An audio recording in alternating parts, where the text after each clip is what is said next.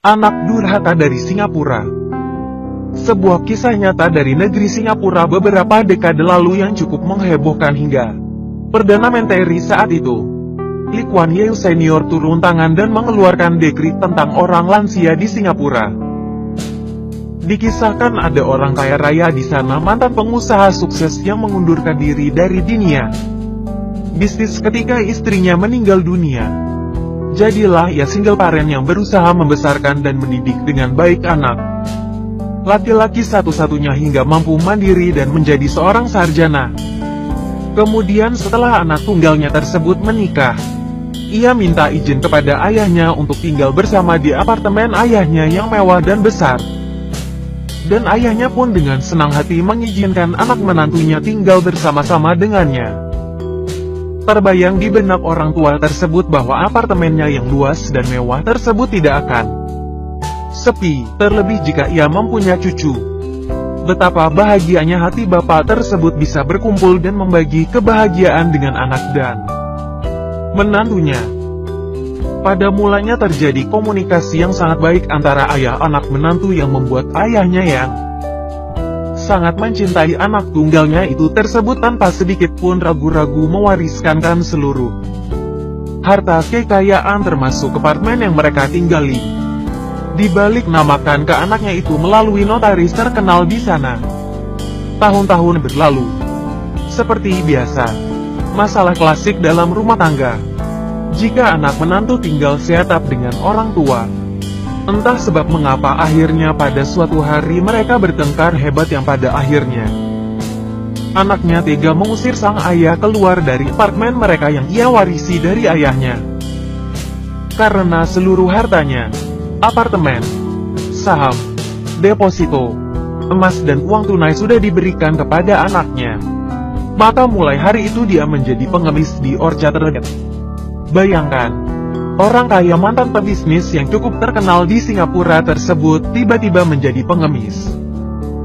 Suatu hari, tanpa disengaja melintas mantan teman bisnisnya dulu dan memberikan sedekah, dia langsung mengenali si ayah ini dan menanyakan kepadanya apakah ia teman bisnisnya dulu. Tentu saja, si ayah malu dan menjawab bukan, mungkin Anda salah orang, katanya.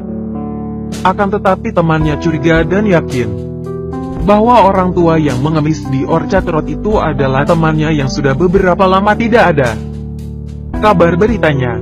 Kemudian, temannya ini mengabarkan hal ini kepada teman-temannya yang lain. Dan mereka akhirnya bersama-sama mendatangi orang tersebut.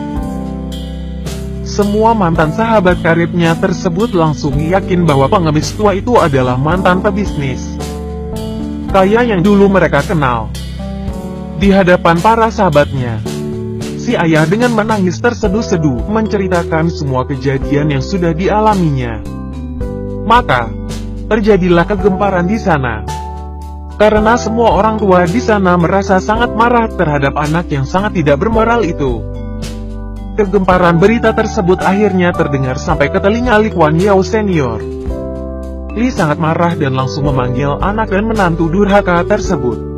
Mereka dimaki-maki dan dimarahi habis-habisan oleh Lee. Dan Lee mengatakan sungguh sangat memalukan bahwa di Singapura ada anak durhaka seperti kalian. Lalu Lee memanggil sang notaris dan saat itu juga surat warisan itu dibatalkan demi hukum. Dan surat warisan yang sudah balik nama ke atas nama anaknya tersebut disobek-sobek oleh Lee. Sehingga semua harta milik yang sudah diwariskan tersebut kembali ke atas nama ayahnya. Bahkan sejauh saat itu anak menantu itu dilarang masuk ke apartemen ayahnya. Lee Kuan Yew ini ternyata terkenal sebagai orang yang sangat berbakti kepada orang tuanya dan menghargai para lanjut usia, lansia, titik. Sehingga, agar kejadian serupa tidak terulang lagi, Lee mengeluarkan kebijakan dekrit yaitu larangan kepada para orang tua untuk tidak mewariskan harta bendanya kepada siapapun sebelum mereka meninggal. Kemudian, agar para lansia itu tetap dihormati dan dihargai hingga akhir hayatnya, maka dia buat kebijakan berupa dekrit lagi, yaitu agar semua perusahaan negara dan swasta di Singapura memberi pekerjaan kepada para lansia. agar para lansia ini tidak tergantung kepada anak menantunya dan mempunyai penghasilan sendiri, dan mereka sangat bangga bisa memberi angpau kepada cucu-cucunya dari hasil keringat mereka sendiri.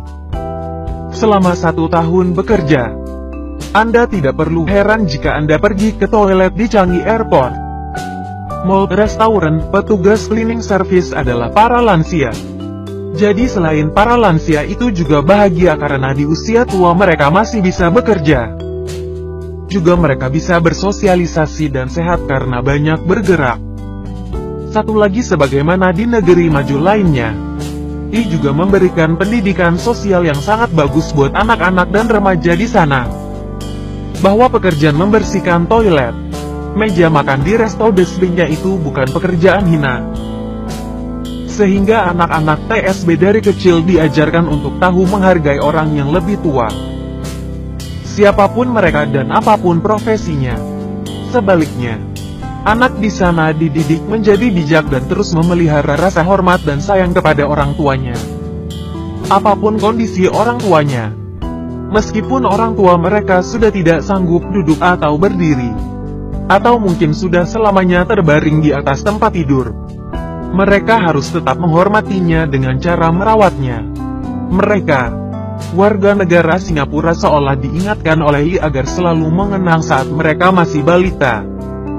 Orang tua mereka lah yang membersihkan tubuh mereka dari semua bentuk kotoran, juga yang memberi makan dan kadang menyuapinya dengan tangan mereka sendiri, dan menggendongnya kala mereka menangis meski dini hari dan merawatnya ketika mereka sakit.